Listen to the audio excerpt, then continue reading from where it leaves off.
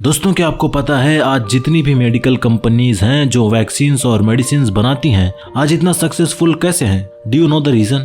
Well, the answer is this woman. This woman play a very big role in success of medical industry. Henrietta Lacks. She was an African American woman. She is the most important woman in medical field. अब आप सोचोगे कि पक्का इन्होंने कुछ बहुत ही बड़ा काम किया होगा मेडिकल फील्ड में, इसीलिए इनके नाम पे आज वीडियो बन रही है। Well, not really. In fact, she was not even the 6th grade pass. So, आखिर क्या किया इन्होंने जो इतना फेमस है ये मेडिकल फील्ड में? वेल दोस्तों, इन्होंने कुछ नहीं किया, बल्कि इनके बॉडी के 2 सेल्स की वजह से पूरे मेडिकल फील्ड में एक नया रेवोल्यूशन आ गया। एक ऐसी चीज हो गई जिसको कभी ना तो साइंस ने सोचा था ना किसी इंसान ने सोचा था। एक बार जब इंसान मर जाता है तो उसकी बॉडी के सारे सेल्स डेड होने लगते हैं एंड इवेंचुअली डेड होके सिर्फ इंसान का स्केलेटन बच जाता है। But she got the immortal cells. इनकी डेथ 71 ईयर पहले हो चुकी थी, बट इनकी बॉडी के सेल्स आज भी जिंदा हैं, which means biologically she is still alive. इनके सेल्स नॉर्मल नहीं थे बल्कि कैंसरस सेल्स थे एंड कैंसर की वजह से इनकी डेथ हुई थी। इनके सेल्स को जब निकाल के स्टडी किया गया तब पता चला कि इनके सेल्स बहुत जल्दी मल्टीप्लाई हो रहे थे, यानी कि एक सेल से 2, 2 से 3 ऐसे करते करते बिलियंस ऑफ सेल्स बन जा रहे थे, वो भी बस कुछ मिनटों में ही। एंड सबसे बड़ी चौंकाने वाली बात ये थी कि ये सेल्स डेड बॉडी से बाहर निकाल के लैब में टेस्ट किए जा रहे थे, यानी कि they were out of their own host body but still they were alive. And जब ये टेस्ट शुरू किया गया था उसके पहले ही हेनरिटा की डेथ हो गई थी और इनको पता भी नहीं था कि इनके सेल्स आज भी जिंदा हैं। इनके इसी इमोर्टल सेल को नाम दिया गया है हेला सेल्स। टोटल कंफ्यूजिंग केस है ये, क्योंकि हम जिंदा हैं तो हमारे सिर्फ सेल्स की वजह से जिंदा हैं। वैसे तो हर दिन हमारे बॉडी में सेल्स मरते भी हैं और नए तुरंत बन भी जाते हैं, बट इनके केस में इनकी डेथ के बाद भी इनके सेल्स बहुत ज्यादा फास्ट तरीके से डिवाइड हो रहे थे। साइंटिस्ट लोगों का कहना है कि अगर ये लोग टेस्टिंग रोकते नहीं तो इतने ज्यादा सेल्स बन रहे थे कि कई मेट्रिक टन्स वेट हो जाता उनका। एंड आपको पता है कि एक सेल का वेट मतलब बिल्कुल ना के बराबर होता है, टोटल नेग्लिजिबल होता है। तो सोचो इनके सेल्स कितना स्पीड और कितनी क्वांटिटी में डिवाइड हो रहे थे। पर आखिर ऐसा हो क्यों रहा था? क्योंकि एक बार इंसान डेड हुआ तो उसके सेल्स भी मर जाने चाहिए, but her case is totally miracle. Her cells are still alive in laboratories even though she died 71 years ago. So चलो जानते हैं कि इनकी पूरी स्टोरी क्या है and also let's get to know why she is the most important woman in medical industry so far. So दोस्तों video को शुरू करने से पहले आपसे एक रिक्वेस्ट है, अगर आप पहली बार हमारे चैनल पर आए हो तो चैनल को सब्सक्राइब करके नोटिफिकेशन बेल जरूर दबा लेना। आपको हमारे चैनल पर फैक्ट्स, मिस्ट्रीज, साइंस और स्पेस से रिलेटेड कंटेंट मिलता रहेगा। So with that said, let's roll the intro.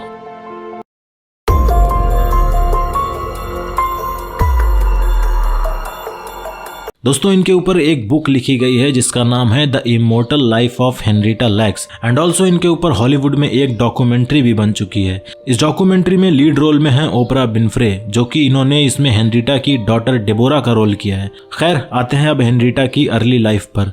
दोस्तों इनका जन्म 1 अगस्त 1920 में रोआनोके वर्जीनिया में हुआ था, यानी कि ये यूएस का केस है। एंड ये केस तब का है जब अमेरिका में अफ्रीकन्स को एक स्लेव की तरह समझा जाता था। काफी रेसिज्म था इस वक्त में। इस वक्त में अगर कोई ब्लैक वुमेन या फिर ब्लैक मैन भले ही कितना भी बीमार क्यों ना हो, उसको व्हाइट हॉस्पिटल्स में एंट्री नहीं मिलती थी, भले ही वो हॉस्पिटल के बाहर ही क्यों ना दम तोड़ दे, पर नो एंट्री। समझ में नहीं आता यार, इंसान प्यार करने से पैदा होता है पर जिंदगी में आते ही नफरत क्यों करने लगता है। खैर इनकी पर्सनल लाइफ को जानते हैं। इनकी पर्सनल लाइफ को जाने बिना आपको रीजन पता नहीं चलेगा कि why she is considered to be the most important women in medical field. दोस्तों बचपन में इनका नाम लोरेटा प्लीजनेट था। वैसे तो कहा जाता है कि इनके माता पिता ये थे एलिजा प्लीजनेट और जॉनी रैंडल प्लीजनेट, बट स्टिल आज भी लोगों को एकदम पक्का नहीं पता कि इनके माता पिता कौन थे। ऐसा कहा जाता है कि हेनरिटा जब सिर्फ 4 साल की थी तब इनकी मदर की डेथ हो गई थी बिकॉज ऑफ प्रेगनेंसी कॉम्प्लिकेशंस। इनकी मदर 10th बच्चे को जन्म दे रही थी एंड जन्म देते देते ही शी डाइड। अब मदर की डेथ के बाद इनके फादर अकेले 10 बच्चों की देखभाल नहीं कर सकते थे, जिस वजह से इनके फादर वर्जीनिया में एक जगह है जो कि क्लोवर नाम है उसका, वहां पर शिफ्ट हो गए एंड ऑलमोस्ट सब बच्चों को अपने रिलेटिव्स को सौंप दिया। एंड यहीं पर Henrietta ended up living with his maternal grandfather Thomas. यहाँ पर थॉमस के साथ रहने लगी थी हेनरिटा। पहले हेनरिटा का नाम लोरेटा प्लेजनेट था और उसके बाद इसने यहीं पर अपना नाम बदलकर हेनरिटा लैक्स रख लिया। क्लोवर में हेनरिटा अपने ग्रैंडफादर के साथ टोबैको की खेती करने लगी थी एंड यू नो दैट कि tobacco can cause cancer. Henrietta school के लिए जाती तो थी बट सिर्फ 6 स्टैंडर्ड तक ही पढ़ सकी क्योंकि इनको बचपन से ही फैमिली के काम में हाथ बटाना पड़ा। सिर्फ 14 साल की उम्र में ये गर्भवती हो गई थी एंड इनके हस्बैंड थे ये डेल एक्स। 1941 में इनकी शादी हुई डेल एक्स से, बट उसके 10 साल बाद ही हेनरीटा की 1951 में डेथ हो गई, यानी कि just after 10 years of marriage she died. इनके टोटल 5 बच्चे थे जिसमें से इनकी एक बेटी की डेथ हो गई सिर्फ 15 साल की उम्र में। बट बात करें हेनरीटा की तो हेनरीटा की डेथ हुई थी काफी एग्रेसिव कैंसर की वजह से एंड इनका यही कैंसर आगे चल के बाकी लोगों के लिए एक वरदान साबित हुआ। पर कैसे?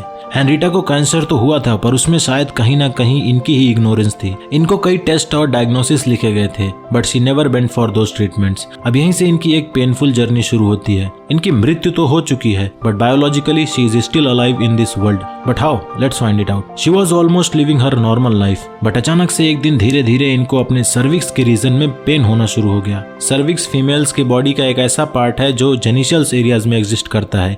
ये एक फीमेल रिप्रोडक्टिव ऑर्गन है। इनको जब पहली बार पेन हुआ then she ignored it for the first time but suddenly she find out something is really not good in her genitals. एक दिन ये नहाने के लिए गई थी then she find out that blood is coming out from her genitals and she felt a lump. तब इनको पता चल गया कि कुछ तो बहुत ही गड़बड़ है। फिर उन्होंने अपने हस्बैंड को ये बात नहीं बताई बल्कि इन्होंने बात बताई अपनी एक कजिन को। कजिन को लगा कि she must be pregnant but she knew that कि शी वाज नॉट प्रेग्नेंट, ये कुछ और ही था। फिर ये जल्दी से भागते हुए सीधा जेम्स हॉपकिंस नाम के एक हॉस्पिटल में गई। जेम्स हॉपकिंस यह हॉस्पिटल अमेरिका में तब इकलौता ऐसा हॉस्पिटल था जहां पर ब्लैक लोगों का इलाज फ्री में किया जाता था। शुरू में मैंने आपको पहले ही बताया था कि अमेरिका में बहुत ज्यादा रेसिज्म था उस वक्त। ये 90s की बात है, 1920s की बात है। अगर हेनरीटा इस हॉस्पिटल के अलावा किसी और हॉस्पिटल में भी जाती तो वहां पर वो चाहे मर ही क्यों न जाती पर कोई इसका इलाज नहीं करता because she was a black African American women. James Hopkins में एक डॉक्टर थे जिनका नाम था हावर्ड जोन्स। इन्होंने ही हेनरीटा का इलाज किया था। टेस्ट करने पर यह पता चला कि हेनरीटा को सर्विक्स में कैंसर है और इस कैंसर का नाम था ये। इस टेस्ट के बाद हेनरीटा को इलाज तो मिला बट स्टिल कोई इम्प्रूवमेंट नहीं मिली एंड 1970s में एक फिजिशियन को पता चला कि जो कैंसर हेनरीटा को बताया गया था यानी कि ये वाला, एक्चुअली में हेनरीटा को ये कैंसर नहीं था बल्कि काफी एग्रेसिव कैंसर था। ये एक बहुत ही एग्रेसिव टाइप का कैंसर होता है बट जो भी हो डॉक्टर्स को पता था कि हेनरीटा को बचा पाना मुश्किल है क्योंकि एक बार जब ये लोग ट्यूमर निकालते थे तो ये ट्यूमर अचानक से तुरंत बन जाता था, यानी कि ये कैंसरस सेल्स बहुत जल्दी डिवाइड हो रहे थे। एंड ये कैंसरस सेल्स इतना फास्ट क्यों बढ़ रहे थे इसको जानने के लिए डॉक्टर्स ने हेनरीटा के 2 सेल्स को बिना हेनरीटा की परमिशन से ले लिए। इन दोनों सेल्स में से एक सेल नॉन कैंसरस था और दूसरा कैंसरस सेल था एंड यही कैंसरस सेल आगे चल के इमोर्टल हेला सेल के नाम से जाना गया। इन दोनों सेल्स के सैंपल को एक इंसान को दिया गया जिसका नाम था जॉर्ज ओटो गे। ये एक फिजिशियन थे और कैंसर रिसर्चर भी थे। इनका ये काम था कि इनको इस सेल के बारे में स्टडी करनी थी और पता लगाना था कि आखिर क्या खास बात है इस सेल में जो इतना फास्ट डिवाइड होता है।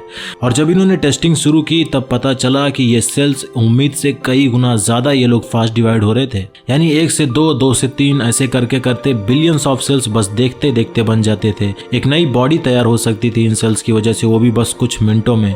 इतना ज्यादा सेल्स बन रहे थे। बट इन सेल्स के भी कुछ ड्रॉबैक थे।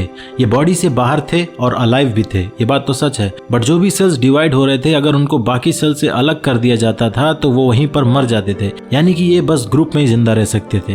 एंड बस इसी ड्रॉबैक को ओवरकम करने के लिए गे ने अपने लैब असिस्टेंट मैरी क्यूबिक की हेल्प से एक आइडिया सोचा। इनको पता था कि हेला के सेल्स इमोर्टल हो सकते हैं but in some certain conditions. फिर इन्होंने रोलर क्यूब टेक्निक की हेल्प से हेला के एक सेल से कई सारे सेल लाइंस बना डाली। सेल लाइन का मतलब होता है कि एक सेल का सैंपल लिया, उसको वार्म कंडीशन दिया एंड फिर ये सेल्स डिवाइड करना शुरू कर देते हैं। एंड फिर ऐसे ही एक सेल लिया, उसको भी वार्म कंडीशन दिया, फिर ये सेल डिवाइड करने लगते हैं। ऐसे ही हेनरीटा के सेल्स की पूरी सेल लाइन खड़ी कर दी इन्होंने। ये सब करने में इनको एक्चुअली में 30 साल का वक्त लगा। इनको पता था अगर हेनरीटा के सेल्स उसकी बॉडी के बाहर जिंदा हैं तो वो हमेशा जिंदा रह सकते हैं and he proved it. But Henrietta का क्या हुआ? वो तो बेचारी दर्द में तड़प तड़प के एक दिन बस दुनिया को छोड़ के चली गई। हेनरीटा की डेथ हुई थी 4 अक्टूबर 1951 को जेम्स हॉपकिन हॉस्पिटल में।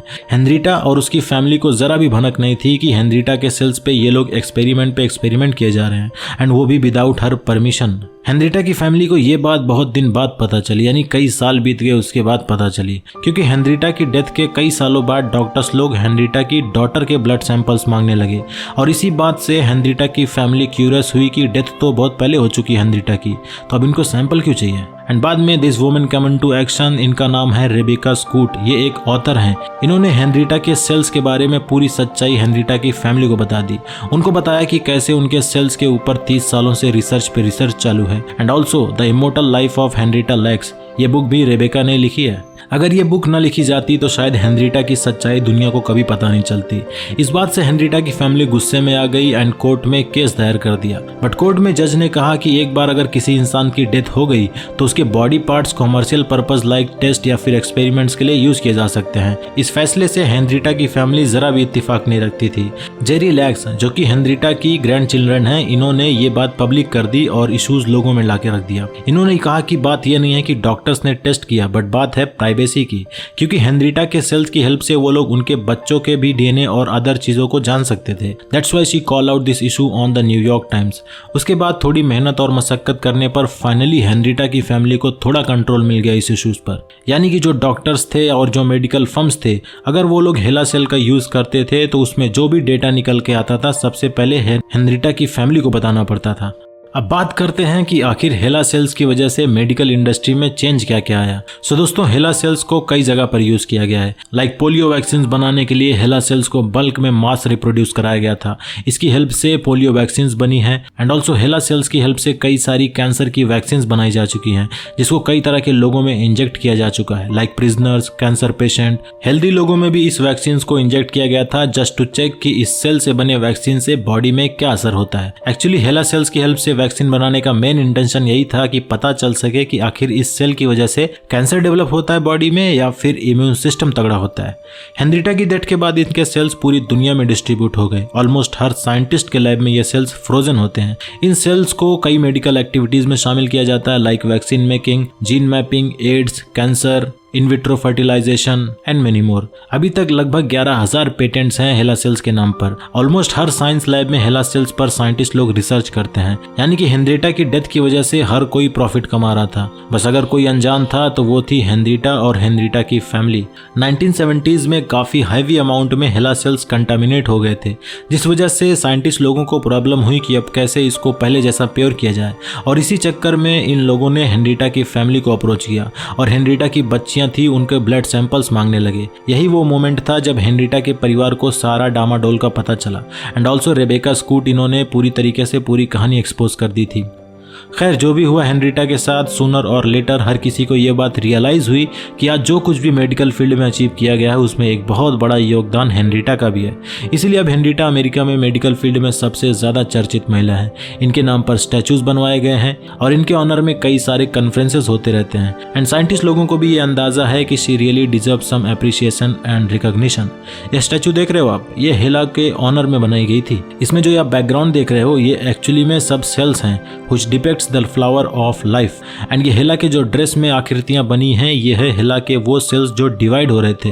एंड ये दो बटन जो डिपिक्ट करते हैं कि हेला के सेल्स को डॉक्टर ने एक्सपेरिमेंट के लिए निकाल लिया था। So this was the history of Henrietta Lacks and his HeLa cells. अभी जाना मत, बहुत ही इंटरेस्टिंग चीज अभी बाकी है। हेनरिटा आज इस दुनिया में भले ही ना हो, बट फिर भी वो है। मैं यादों में रहने वाली बात नहीं कर रहा, बल्कि she is still alive biologically in the form of HeLa cells. Almost इस दुनिया में जितने भी लोग हैं उन सब की मदद कहीं ना कहीं हेनरिटा ने जरूर की है। Maybe in the childhood we got the polio drops. Polio में भी हेला सेल्स का यूज किया जा चुका है। Almost everyone who have ever encountered any kind of disease they somehow got treated with the vaccine और medicines which are made by HeLa cells. So आपको एक बार इनको थैंक यू बोलना चाहिए, because she have saved many lives. एक और कमाल की बात बताता हूँ, वैसे तो हेला सेल्स ऑलमोस्ट हर एक फील्ड में यूज किया जा चुका है, आज भी और किया जाएगा आगे भी। बट स्पेस में भी हेला सेल्स को भेजा जा चुका है, वहां पर भी ये हेनरिटा के सेल्स अलाइव ही थे। That means her cells was the first human cells to send in space. Literally amazing. Henrietta के बारे में ऑलमोस्ट मैंने सब कुछ कवर किया इस वीडियो में जो मुझे इंपॉर्टेंट लगा, but still there is too much to know more about her and you should know more about her. Literally बहुत अच्छी स्टोरी है इनकी। Make sure to watch documentary of immortal life of Henrietta Lacks and also आप Rebecca Skloot की book को भी पढ़ सकते हो, both are the same things. So दोस्तों ये थी कहानी हेनरिटा लैक्स की, जो जिंदा ना होते हुए भी बायोलॉजिकली जिंदा है लेकिन हर मेडिकल लैब में जिंदा है। सो दोस्तों that's it for this video. If you find this video informative and interesting, then make sure to hit that like button and subscribe to our channel and press the notification bell for further videos. So with that said, tata, bye bye, take care, see you in the next video.